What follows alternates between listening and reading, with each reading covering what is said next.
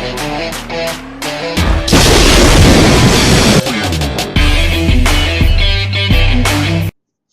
guys, how you doing? Geoff TheIronWolf here. Today, we're going to be talking about the Battle of Winterfell. Now, I'm just going to be going into what the Army of the Living, that's, the people who were fighting and defending Winterfell versus the Army of the Dead.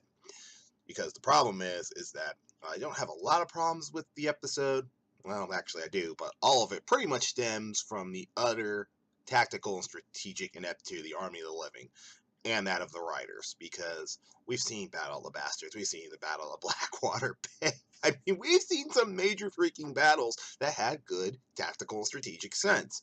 And it's like the writers decided to take a dump in this episode in one of the petulant, one of the biggest hyped, one of the most gigantic fights we're ever going to see in the defending home team. Just all their tactics go. Now, if you want a better breakdown of weapons, tactics, all the good stuff, I'm recommending looking down below and looking up Shadiversity and his breakdown of the Battle of Winterfell and what went wrong. But, as I promised Jeff Hicks, world-class bullshitters, that I would take it from my point of view, again, United States Marine, and give you my point of view. So, without further ado, once again, go check out Shadiversity. I'll link it below, and enjoy the rest of the video, people. Okay, guys, getting into the video, we have to talk a couple things. First off, we have to talk about the order of battle. I'm going to break down first the order of the Battle of the Dead. Then I'm going to switch to the order of the Battle of the Living. Now, this isn't going to be precise. This isn't going to be numbers. I'm just giving you the basic units of battle that we're going to see in the battle. Okay, so we have our first unit when it comes to the army, the undead. We have the standard walkers. We have the standard undead. I don't consider these whites. Why? Because they're just risen bodies. I consider the whites what we'll get into next. But some of the strengths and weaknesses of the army. Strengths. These things don't sleep. They have no need of sleep. They have no emotion, so they're not possessed by fear. So under a heavy cavalry charge, say by the Dothraki, they're not going to break. They take orders without question. This is a strength and a weakness. And they just have the ability of being risen en masse, even by just recently killed human beings. Can be recently risen or beings that have been dead for years, as long as there's some kind of skeletal remains to bring up.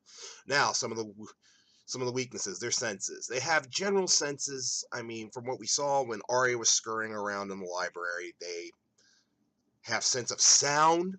I think a meager sense of smell, and vision's probably not all that great. Because they have no real thought or emotions, they are very, very predictable. They are easily outwitted. They also, a lot of times, tend not to have weapons. Some do, but a lot of them are unarmed, and their armor is shoddy to crap, so it's not very hard to kill these things, especially if you've got obsidian or Valyrian steel. Basically, these things are shock troops. They rush en masse, and they're just a big horde undead mob. That's kind of the normal undead in a nutshell. Okay, next we have the whites. Now these I call whites. These are the ones that we saw in season 2 and 3. The old man out beyond the north giving the undead, giving the sons over, and they're being carted away by these guys. Now these things have way more freedom of thought, even though they are completely subservient to the Night King. They're stronger. They're faster. Like I said, capable of independent thought. Their only real weaknesses are obsidian and dragon glasses we've seen. But these things I would consider like the lieutenants or the captains or generals. They're basically one step above the undead, but not quite to the Night King, because they still are subservient to the Night King. Okay, moving along. We have, of course, the undead Viserion. Now, pretty much all the same strengths of the other dragons, just jacked up. He has undead blue fire. I mean, we don't know if this is ice fire or straight up fire, some kind of undead fire, but it is enough to knock down the wall. This dragon does not tire. It can fly. It can do all sorts of things. I mean, it's a freaking dragon, but it's undead instead of dead and completely subservient to the Night King. We saw in its duel with Drogon and Rhaegon that, it can get messed up. Like, it had half its face torn off, it had its wings all jacked up, it had gouges ripped in it, but it still continued to fight and pin down Jon Snow.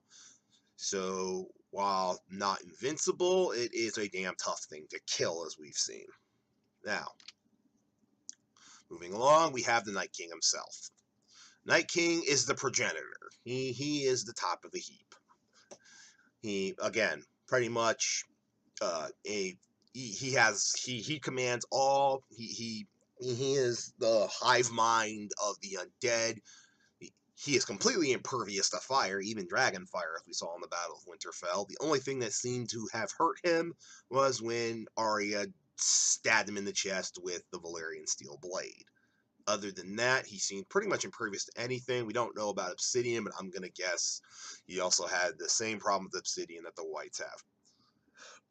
Insanely strong, took a ice javelin and literally threw it, I would say 500-600 feet high in the air and killed a dragon. Able to raise the dead at will, as long as they haven't been completely destroyed. As we saw when Jon tried to chase him down, he just took all of Jon's old soldiers who had just recently been killed by his undead horde and turned them into the undead, like poor Lady Mormont. And, well, the only thing that undid him was that Valyrian steel blade. Alright, so the Dothraki, yeah, they're okay cavalry units, but not, the heavy cavalry with lances and stuff like that you'd really want to have. The next unit, which isn't that big, but definitely played a role in the Battle of Bastards, are the Knights of the Vale. Decently well-armed, decently armored, usually having some kind of scale or chainmail, sometimes breastplates of some kind of metal. These are straight-up armored knights. Now, granted, there isn't as nearly as many of them as the Dothraki, but these guys could have made either a brigade of heavy cavalry, or, in better yet, they would have made much better defenses on the wall, which I will once again get to later. All right, we have the Dothraki, we have the Knights of the Vale. Now we go into the Free Folk. Free Folk, and hell, we'll just throw in the Northerners as well. Some of them had some kind of fur armor or hide armor, or in the choice of Jon's forces, some kind of leather or metal wrapped leather. Okay, either piss poor defenses to okay defenses, decently armed. A lot of them had dragon glass weapons. A lot of them just had whatever weapons they could get on hand. You had a couple of Brothers of the Night Watch, not many of them, because not many of them were left, that came down with some of the wildlings who were defending some of the castles. And, quite frankly, not the kind of units, especially against the undead, who do not break, have no emotions. You don't put them out in the open and try to fight off an undead horde. That was just bad tactics. That was bad optics. Now, another thing we also have to talk about, next unit we got to talk about, the Unsullied.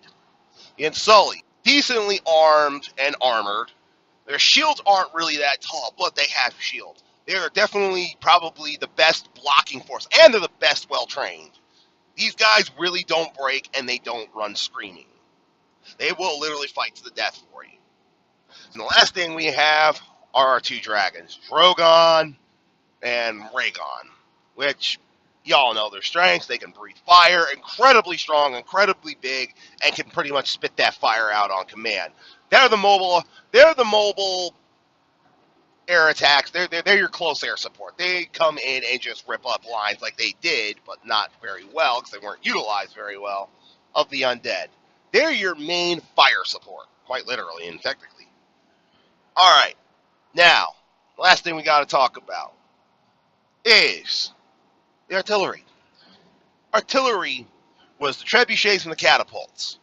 And as Shad, once again, I'm reaching back to him, that artillery, one, the amount of fire and how far they threw them was insane. That's like that's like cannon fire range from like the Civil War. I mean, they threw those balls of pitch and all that like a half mile to a mile. That's like cannon level of the Civil War. Trebuchets on flat ground could throw maybe 300 yards. Like, go watch the scene where the Islamic army is trying to break into Jerusalem and they focus all their fire. Those catapults and trebuchets are only about 300 yards away from the wall before they break it through. In fact, the trebuchets on Jerusalem's side during the first attack in Kingdom of Heaven didn't start opening fire until 300 yards because Balian had, marked out the ranges so he knew when to fire his artillery. But anyways, going back to Winterfell. The artillery was put in one of the very worst places because if you look at the battle formation, we'll look at it right here. You have the Dothraki in the center up front, which was stupid. On the wings, you basically had wildlings and the men of the north. And in the center, and then behind the Dothraki, you had the artillery. And then behind the artillery, you had the Unsullied. And then behind the Unsullied, you had the fire with some archers up in the castle. This formation, I swear to God, is one of the dumbest formations I've ever seen. Especially to fight the undead. And Jon Snow, and especially the Night's Watch, should fucking know better. This is a fucking terrible formation. One, your artillery can only fire a few shots, and then it's gonna get over fucking run. Two, your cavalry is in a central place. Now, as Shadowversity pointed out, had this been a living army that was attacking Winterfell and was two living armies with people with thoughts, feelings, fears, and they saw 100,000 Dothraki running at them. In fact, we saw this during Dany's attack in Season 7 against the the tail part of the Lannister army, where the Dothraki overran them and they broke and ran along with the dragons attacking. You're not going to have that kind of sequence of the undead, so it's stupid to put your cavalry right there and charge them. And of course, we had Melisandre come in, light their swords on fire. That's great, great weapon against the undead. Though Melisandre was definitely a lot of Deus Ex Machina, but that has nothing to do with strategy and tactics. But you sent your cavalry, which I already pointed out isn't the best cavalry in the world, but a hell of a lot of cavalry is better than zero cavalry, and you threw them into an unknown force with unknown numbers and expected them to do what? This is the first part and the first tactic that drives me fucking insane. Now, the artillery was covering them and firing during the advance, but this was literally the dumbest cavalry charge I can think of and one of the worst ways to utilize said cavalry. It was atrocious tactics. And the fact that the two dragons are up on a cliff with perfectly non-impaired view at this point, doing nothing, was even more insane. The placement of the dragons in comparison to the army was stupid. I mean, I can understand putting maybe Daenerys up there to watch for the undead dragon, but Jon should have been pretty much sitting near the castle on call to help set fire to that fire break that they had created instead of what we got. Now, we lose the cavalry, the undead charge, and instead of what we see, it's kind of like World War Z, where it's just this wave, and they get over fucking run the open field by just endless upon endless waves. I mean, it was literally 10 to 1 odds, minimum. Probably more like 20 to 1 odds. So we're talking 1 to 2 million undead attacking Winterfell at this point. And people are just getting buried. I mean, you are losing people at a historically horrific rate to what you're doing to the undead. The open field battle was literally the dumbest thing they could have done. Quite literally, horrendous tactics. And they lost their artillery too soon. Okay, another thing that bugs me is the Army of the Living get their asses kicked out in the field and they fall back. Now, the Unsullied, they form a wall, but when they form their line, there's no fucking shield wall! I mean, the Knights of the Vale had big fucking shields, pretty much tower shields. Why didn't they give them the Unsullied and let them form a shield wall? Would have slowed down the undead, especially when you've got 8,000 well-trained troops who are not going to break and can provide an avenue of escape for the faltering other elements. And at this point, again, a roving set of 100,000 cavalry working up and down the wings, doing slash and tacks. Great thing at this point, which I'll go back into later, but I'm just bringing that up right now. Now, army falls back. Melisandre comes up because they can't get all the dragons, which again was a tactical oversight, actually a strategic oversight for that matter. And Melisandre has to come out and light the fire break. She does. The army falls back in and shows that most of the army could have been sitting in Winterfell and manning the walls, which is another problem. Why the fuck were there not more people on the fucking walls? Sorry, I got a little high-pitched there, but bad tactics and tactical decisions just fucking hurt my head. Oh my god. This is where the Knights of the Vale could have shown their worth. And Gendry was making axes made of obsidian. He should have made 2,000 to 3,000 of them bitches and given them the Knights of the Vale and put their asses on the wall, shoulder to shoulder. Let the archers do their thing, but eventually you're going to get over fucking run.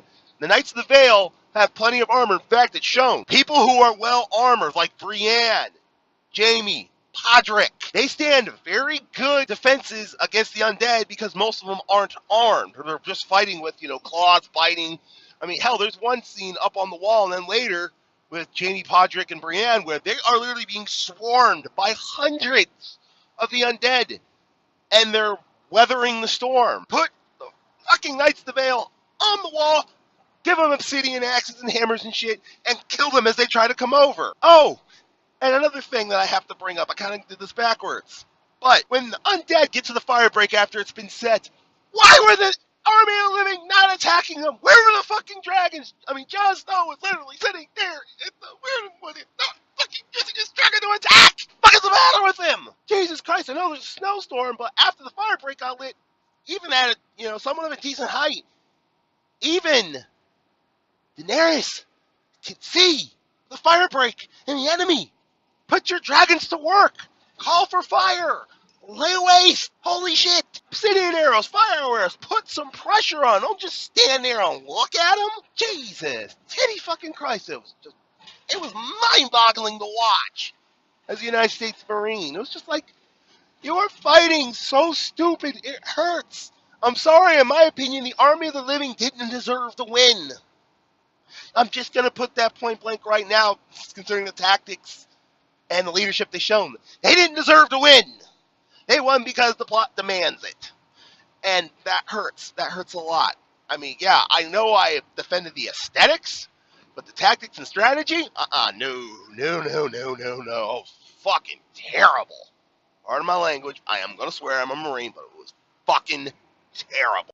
Okay, one other thing on a con against Army of the Living. When Army of the Dead breaks through by using fire breaks, which is actually good tactics on the part of the Night King, where in the name of fucking hell is the burning oil and pitch? My wife and I were literally watching the episode. They're starting to, make undead, ladders up the wall, and my wife literally looked at me. It's like, where's the burning oil? Why aren't they setting them on fire? And I'm like, I got nothing. You cannot tell me they didn't stockpile that shit for just an eventuality like this against an Army of the Living. Anybody in a castle worth their salt is going to have gallons of the shit. Burning pitch and oil that you can just toss a torch over and light a fire and burn them to completion. And I know the dragon fight was happening, but even at this point, one of the dragons still could have come down and lit fires. Holy shit. I just literally just can't understand how the Army of the Living could fight so dumb. Actually, yes, I can. The story writers. I mean, this is something that, I have at times given Doomcock, Nerd Rocks, and some other people some shit for how hardly they criticize, but especially the writers in certain aspects, but on this aspect, I totally agree with them. The writers had no fucking clue how to conduct a fight out of a castle because they didn't even use a fucking castle to its best defenses. Shit, the courtyard? Instead of filling it with obsidian pieces and trying to funnel them in, how about you clear it out till everybody get inside the castle walls and, rooms and corridors themselves, draw on the Army of Dead, have a dragon come in, Dracarys, use that as a killing zone. Ugh. All right, now, one other thing I got to talk about, because I'm not going to talk about how Arya takes him out.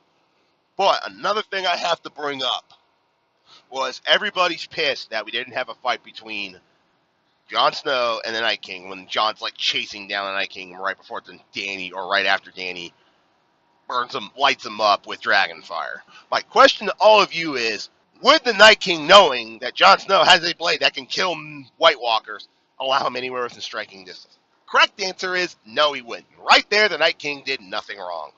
Now, one thing that also bugs the ever-loving shit out of me, when Jon ran into that fucking undead dragon and tried twice to get past it with no avail. How long did he live in Winterfell? You're telling me that man couldn't find another way around to get to where he needed to be? That way past the dragon was the only fucking way he could have gotten to Bran? Fucking really? That's it? That's all he had? There's no other fucking way he could have gotten there? Jesus titty fucking Christ. Lack of tactical knowledge and strategic know-how at its fucking finest. And then, of course, sitting here just screaming at the dragon, I'm just like, oh my god. Did you lose all sense, man? What the fuck is the matter with you? Just to break this all down, the tactics and strategy of the Army of the Living were so terrible. George fucking McClellan of the Union Army, who was one of the worst generals in the Civil War, could have beat their asses with 10,000 men and barely even lifting a finger. That's how bad the tactics, strategy, and fighting of the Army of the Living was. They fought an open field battle against an enemy at 10-1 odds who were not going to break. They tried to fight a conventional war against an unconventional enemy, and they knew it was an unconventional enemy on top of it, which really boggles my mind. So, yeah. So you can see here, so I am thoroughly disgusted by the lack of intelligence shown by the Army of the Living. Just utter lack. And Shadiversely put it best. They did not use the one key thing that could have probably given them a big advantage. Winterfell Castle itself. Okay, guys, that brings an end to the Battle of Winterfell video. Now, I apologize for swearing. I'm a Marine. It's what I do. I also apologize for the difference in sound quality. Some of it was recorded while I'm sitting right here in my chair with a better speaker. Some of it, I was on the road. I had time to kill, sitting in a dock or something, or just on long stretches where I could just hit record, talk through my headpiece, and drive. So that's what I did. So I apologize for the difference in sound quality in certain parts. I know it's jarring. Work with me. I just work with the time of what I've got, because it would have taken me a lot longer to record what I wanted to say. It had taken me 2 months instead of doing it like now, which took me a month and a half. Well, I procrastinate. I apologize again. I also want to give a shout out to Jeff Hicks of World Class Bullshitters, because at Star Wars Celebration, he asked me to start doing stuff like this from my point of view as a Marine. No combat vet or anything like that, but I still have, basic infantry training, and I do mean the very basics. I am no infantryman. I am a pogue, as many Marines will say. I'm signals intelligence, but I still have a Marine point of view. Also, a big shout out to Shadiversity.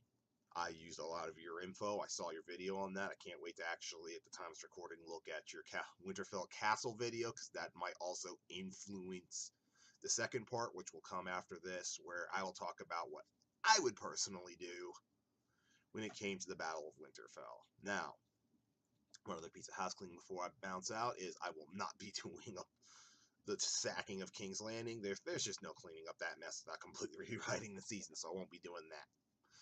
Now, also another shout out. Check out the channel, mine, the Fandom Collective, the rest of my 4 brothers, Black Angus Reviews, the Rookie Critic, Flipp Doubt, Sith Kryptonian, who have egged and urged me on to make this video. Check out the 5 Fathers. Also check out the amazing amount of people who have signed on with the Fandom Collective, and I urge all of you members, do videos like this. Send it to us. We'll upload it for you and put it on this channel. I want to see this Fandom Collective channel grow. I want to see more people than just myself, Entertainment Hacker, Angus. I want to see a whole plethora of people on this channel. So once again, this is part 1 of my breakdown of the Battle of Winterfell. I will do a part 2 where I talk about my strategies, what I would have done, and possibly would have changed the story and given us a better outcome to the battle, even if we had to take out the Night King. Thanks for watching. and catch you all next time.